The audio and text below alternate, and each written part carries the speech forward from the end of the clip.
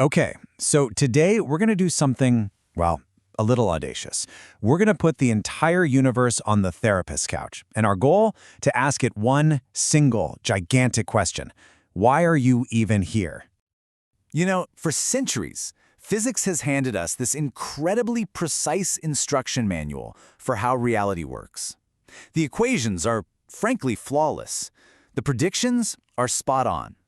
But that manual is completely silent on its own purpose. It answers every single how, but it leaves this deafening silence where the why should be. So, what if we've been looking at this whole thing completely backwards? Let's just entertain a radical idea for a minute. That the physical laws of the universe aren't just cold, hard facts. What if they're actually the psychological symptoms of a vast cosmic consciousness? Today, we're going to be its psychoanalyst.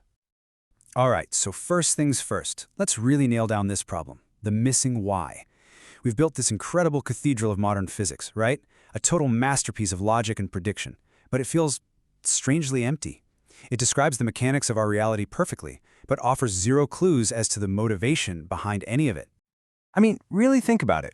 Physics can tell us how stars burn, but it can't tell us why a universe would choose to have stars instead of just nothing.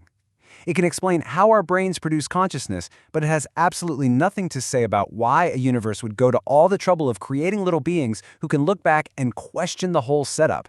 We've got the perfect blueprint for a machine, but no idea what it's for. So, how in the world do we find the why? Well, this is where it gets really interesting.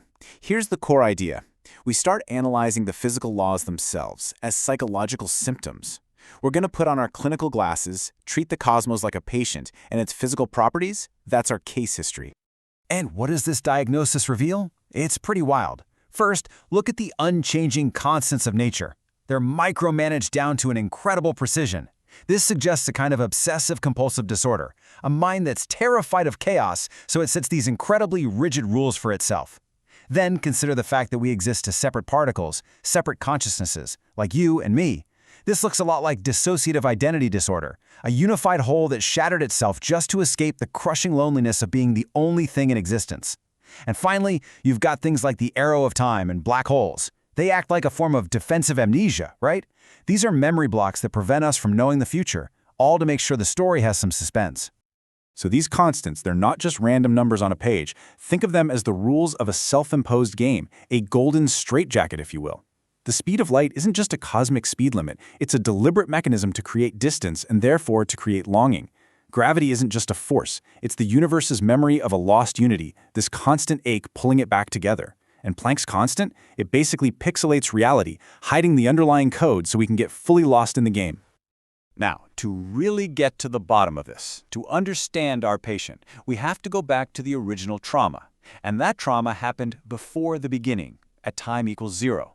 It was a state of perfection, and that perfection, well, it was a prison. Just try to imagine this for a second.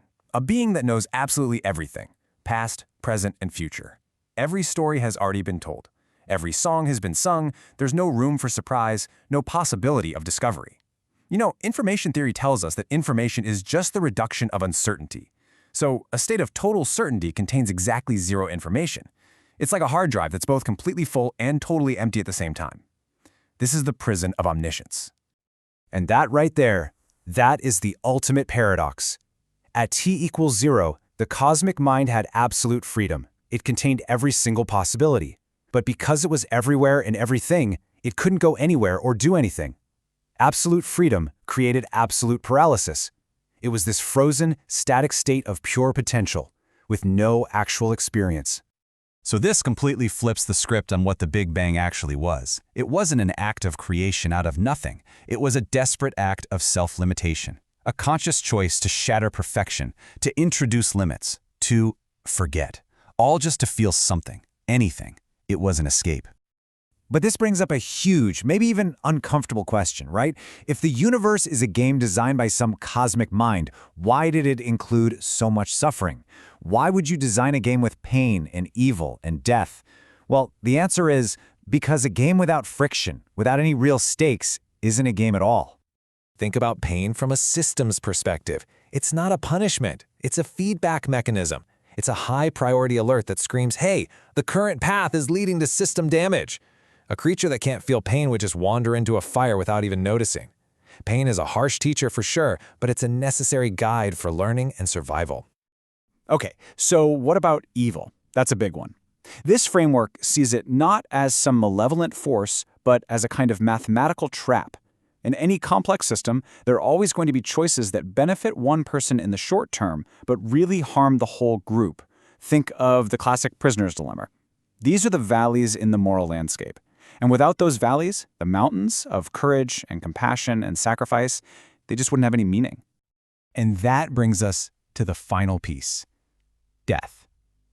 It's not the end of the game, it's the mechanism that lets the game evolve. Think of it this way. Our bodies are the hardware, and our experience is the software. Eventually, the hardware breaks down, or the software gets stuck in a loop. Death is like the cosmic IT department, rebooting the system, uploading the data from your unique run, and then launching a new, updated program.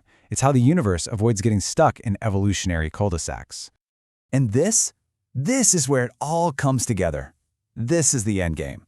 After billions of years of this game playing out, consciousness, that's us, has finally woken up. And now, we face the exact same choice that the cosmic mind faced at the very beginning. Just imagine for a second, what if we could do it? What if we developed the tech to give us godlike power? We could eliminate scarcity, conquer death, make our every whim an instant reality. We could build a perfect paradise. I mean, who wouldn't choose that? And here is the final, absolutely profound twist in the story. A world with no limits, no friction, and no struggle is a world with no meaning. A perfect paradise is just a return to that paralyzing, informationless void of t equals 0. It's the very same prison the universe shattered itself to escape in the first place. So what are we left with? This really profound idea, right?